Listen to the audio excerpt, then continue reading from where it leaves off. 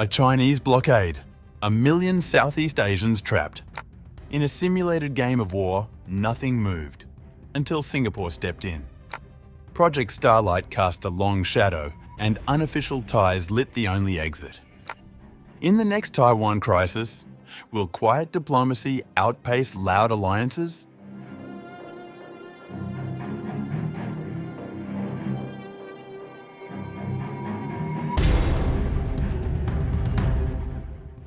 In a windowless conference room at the Gen Singapore Tanglin Hotel this past April, a sobering reality unfolded. Some 40 participants, including serving and retired Asia-Pacific officials, military officers and security scholars, gathered for a two-day war game that would reveal uncomfortable truths about Southeast Asia's preparedness for a potential Taiwan crisis. The scenario was stark. China's military had imposed a complete blockade around Taiwan by air and sea. Nearly 1 million Southeast Asian nationals found themselves trapped on the besieged island, with their home governments scrambling to find evacuation routes through an increasingly militarized Taiwan Strait. Hours ticked by as participants, representing at least 9 governments including Indonesia, Vietnam and the Philippines, weighed their options. Some pushed for unified action through the Association of Southeast Asian Nations. Others reached out directly to mock US, Chinese and Japanese delegates, desperately negotiating for special corridors to extract their citizens. However, according to 4 people familiar with the discussions, a stark conclusion emerged from the exercise. Nothing was moving until the Singaporeans stepped in at the 11th hour. They had found a way of getting their own people out and offered to get others out too. This revelation wasn't entirely surprising to those familiar with Singapore's decades-old security arrangements. The city-state has maintained a discreet but significant military presence inside Taiwan since 1975, through an arrangement known as Project Starlight. Under this program, Singapore rotates up to 3,000 infantry troops and commandos annually through 3 training camps in southern Taiwan, where the mountains and jungles replicate conditions found on the Malay Peninsula. As one Western security official explained, it gives Singapore a useful perch from which to watch both the Taiwan Strait and the top part of the South China Sea.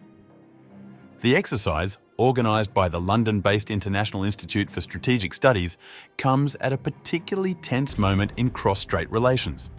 Recent Chinese military drills have seen vessels completely encircle Taiwan, leading some military attachés and analysts to believe that any attempt by Beijing to seize the island could begin with a blockade, which would constitute an act of war under international law.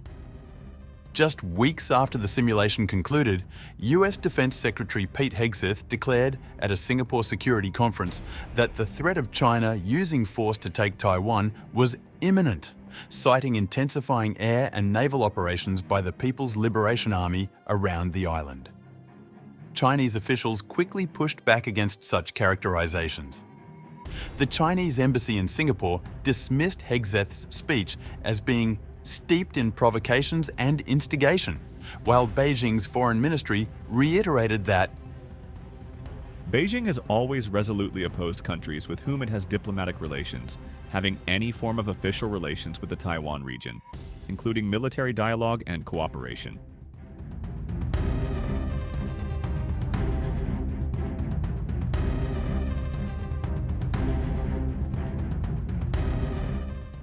The simulation's outcomes highlight a broader strategic reality facing Southeast Asian nations. These countries maintain official diplomatic ties with Beijing while harboring significant populations working and living in Taiwan. Southeast Asians account for about 94% of the almost 1 million foreign nationals resident in Taiwan, according to Taiwan's National Immigration Agency. Indonesians, Vietnamese and Filipinos make up the vast majority of those foreigners. Drew Thompson, a Singapore-based security scholar at the S. Rajaratnam School of International Studies, emphasized the critical importance of building meaningful, unofficial relationships with Taiwan's military. The big takeaway here is that a plan is one thing, but you need the access and the relationships to put it into play. Singapore has long had these ties, the Philippines is building them, But it remains an open question whether the other countries in Southeast Asia have the unofficial networks in place to meaningfully engage with Taiwan in a conflict. The Philippines has acknowledged this reality more openly than most. The country's foreign ministry told Reuters that the government maintains contingency plans for a Taiwan emergency, noting that Manila has a legitimate interest in Taiwan due to geographic proximity and the presence of Filipino nationals there. However, the simulation revealed significant gaps in regional coordination. Malaysia-based security scholar Ningyiao Chaobing, who published a study on this topic last year through the Carnegie Endowment for International Peace, noted that Southeast Asian governments would face an arduous task evacuating their nationals from Taiwan during any conflict. Yet Ningyiao also identified a potential diplomatic opening.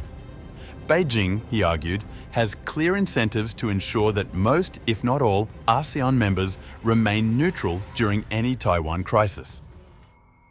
If Beijing cares how it is perceived in Southeast Asia during a Taiwan crisis, it follows that Beijing would view the evacuation of Southeast Asian citizens as crucial for its own diplomatic posture.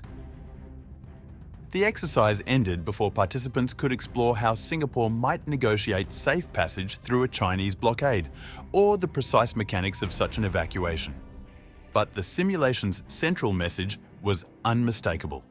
In a region where official diplomatic channels with Taiwan remain limited, Singapore's unique position, built through decades of quiet military cooperation, could prove decisive in protecting the lives of nearly 1 million Southeast Asian workers and residents who call Taiwan home. For now, these remain hypothetical scenarios played out in hotel conference rooms. But as tensions continue to escalate across the Taiwan Strait, the questions raised by this April simulation are becoming increasingly urgent for policymakers across Southeast Asia. The risks are particularly acute for Singapore itself, which faces a potential strategic dilemma. An outbreak of war could trap its own forces in Taiwan or render them bargaining chips that could give China military and diplomatic leverage over the city-state, according to analysts and military attachés familiar with the situation.